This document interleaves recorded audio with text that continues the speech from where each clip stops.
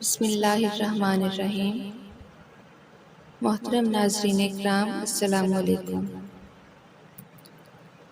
ویسے تو ہمارے پیارے نبی صلی اللہ علیہ وآلہ وسلم کی زندگی مبارکہ معجزات سے بھری ہوئی ہے، جن کو سائنس آج تک نہ سمجھ پائی ہے نہ سمجھ سکے گی، لیکن اسے صرف وہ لوگ سمجھ سکتے ہیں جو اپنا دل اللہ اور پیارے رسول صلی اللہ علیہ وآلہ وسلم سے جوڑے ہوئے ہیں۔ ایسا ہی ایک واقعہ جو صحیح بخاری کی حدیث نمبر 344 میں بیان کیا گیا ہے، آپ کی خدمت میں پیش کرتی ہوں۔ حضرت عوف رضی اللہ تعالی عنہ بیان کرتے ہیں، ہم نبی کریم صلی اللہ علیہ وآلہ وسلم کے ساتھ ایک سفر میں تھے کہ ہم رات بھر چلتے رہے، اور جب رات کا آخری حصہ آیا تو ہم سب بہت تھک چکے تھے، اس لیے ہم نے پڑاؤ ڈالا۔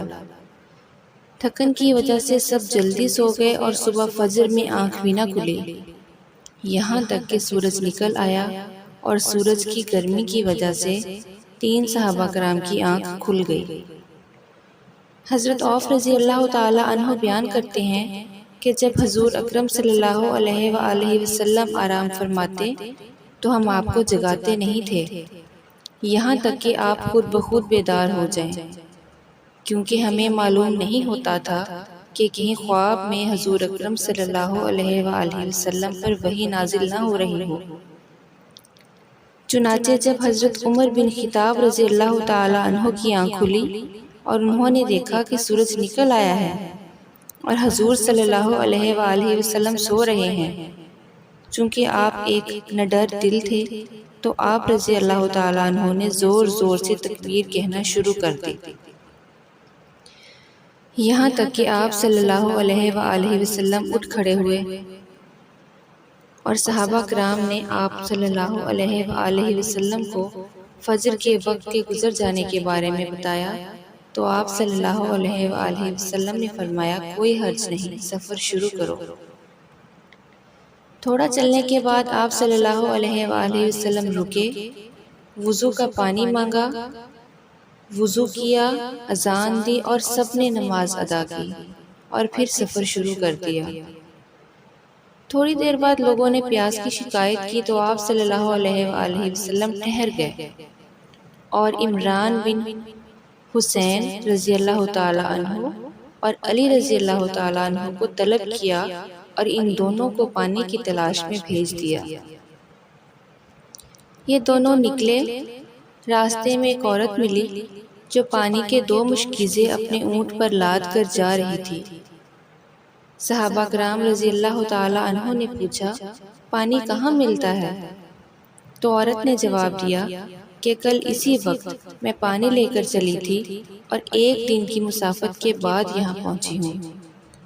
صحابہ کرام نے کہا کہ اچھا تم ہمارے ساتھ ہمارے نبی صلی اللہ علیہ وآلہ وسلم کے پاس چلو۔ آخر وہ اس عورت کو حضور اکرم صلی اللہ علیہ وآلہ وسلم کی خدمت مبارک میں لائے اور سارا واقعہ بیان کیا۔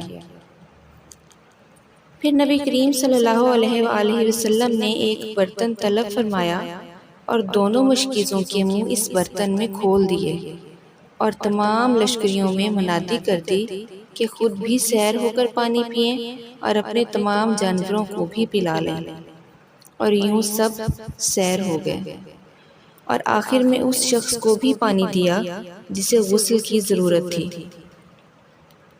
وہ عورت کھڑی دیکھ رہی تھی کہ اس کے پانی سے کیا کیا کام لیے جا رہے ہیں۔ صحابہ کرام بیان کرتے ہیں کہ اللہ کی قسم، جب مشکیزوں سے پانی لینا بند کیا تو مشکیزوں میں پہلے سے زیادہ پانی موجود تھا۔ پھر حضور صلی اللہ علیہ وآلہ وسلم نے حکم دیا کہ اس عورت کے لیے کچھ کھانے کی چیزیں اکٹھی کرو۔ چنانچہ لوگوں نے عمدہ قسم کی کھجور، آٹا اور ستو اکٹھے کیے، یہاں تک کہ بہت سا کھانا اس کے لیے اکٹھا ہو گیا، تو اسے ایک کپڑے میں رکھ کر عورت کو اونٹ پر سوار کیا اور کھانا اس کے آگے رکھ دیا۔ پھر حضور صلی اللہ علیہ وآلہ وسلم نے عورت سے فرمایا، کہ تمہیں معلوم ہے کہ ہم نے تمہارے پانی میں کوئی کمی نہیں کی ہے، لیکن اللہ تعالیٰ نے ہمیں سیراب کر دیا ہے۔ اور پھر وہ عورت اپنے گھر چلی گئی اور وہاں جا کر اس نے سارا واقعہ بیان کیا۔